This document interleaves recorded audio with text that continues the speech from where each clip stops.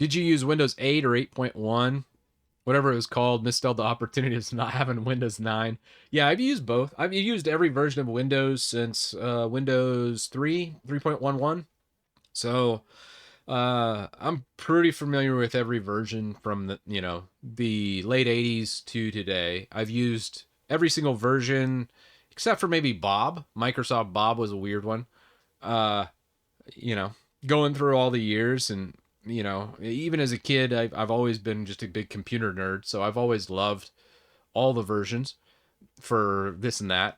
But yeah, Windows 8.1 was okay. Windows 8 was just super weird with the start screen. I was like, what are you doing?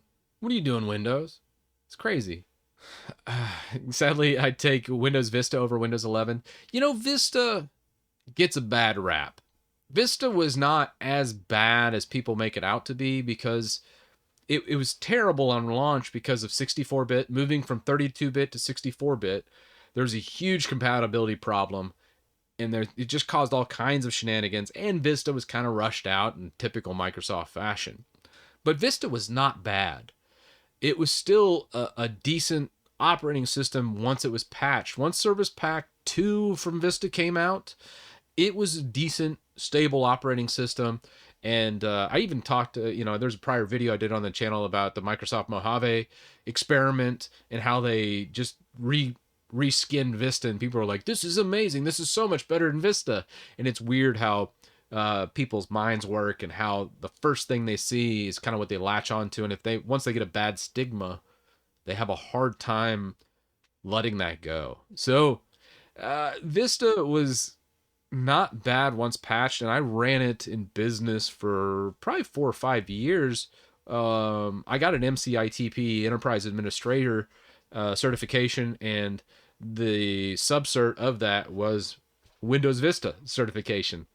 As I got that cert in 2008, right when Windows 7 was coming out, and I know quite a bit about Vista, and it was not as bad as many people made it out to be once it was patched and it was there. Not all are like that, mind you. Like Millennium Edition, everything you've heard about it being awful is true. It was awful, and the more you patched it, the worse it got. There was no saving grace for Millennium Edition. I swear at the end of the day, Microsoft just threw up their hands and said, just use Windows 2000. And that's what ended up with the merge. I want to say, hopefully they fired most of that team and then just used the NT team. And they said they merged them for Windows XP, which that's a whole different thing. I didn't like Windows XP from a technical standpoint or from a product standpoint because of how vulnerable it was. A lot of people don't realize that.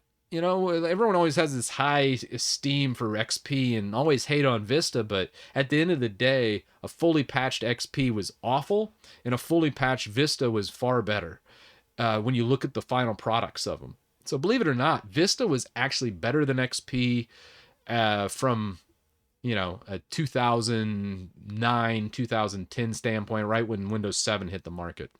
Yeah. And honestly, it's kind of funny looking back on all the everything I just said and the different versions of Windows. You look at Windows 10. My favorite version of Windows 10 is actually, this is probably the first time ever I can think in modern history, modern Windows history. I liked 1703 Creator Update the most in Windows 10. It was the best version of Windows 10. It was before they really started screwing stuff up. And there's not any Microsoft operating system when it comes to Windows that I can think back to where the best version was one of the first releases. I think that was within the first couple of years of Windows 10 being released. I want to say 2016, 2017 era. 1703 I thought had the most polish. It was the Creators Update, and it was pretty darn good. It's pretty good, really good. And I'd say that was the best version of Windows for the past 10 years. I thought it was even better than Windows 7 at that time. With all the customization, you could fully debloat it, and a fully debloated 1703 was amazing. It had such great performance, even better than Windows 7 on the performance standard. So for tweaking and moving things around, it was great. Services, you could fully tweak and strip anything out. It was before they really started messing with the back end and ramming like Windows Store, Microsoft Store components in that couldn't be disabled with services, and really starting to mess with that back end. So 1703 was the last semi-pure version of Windows 10 that I liked.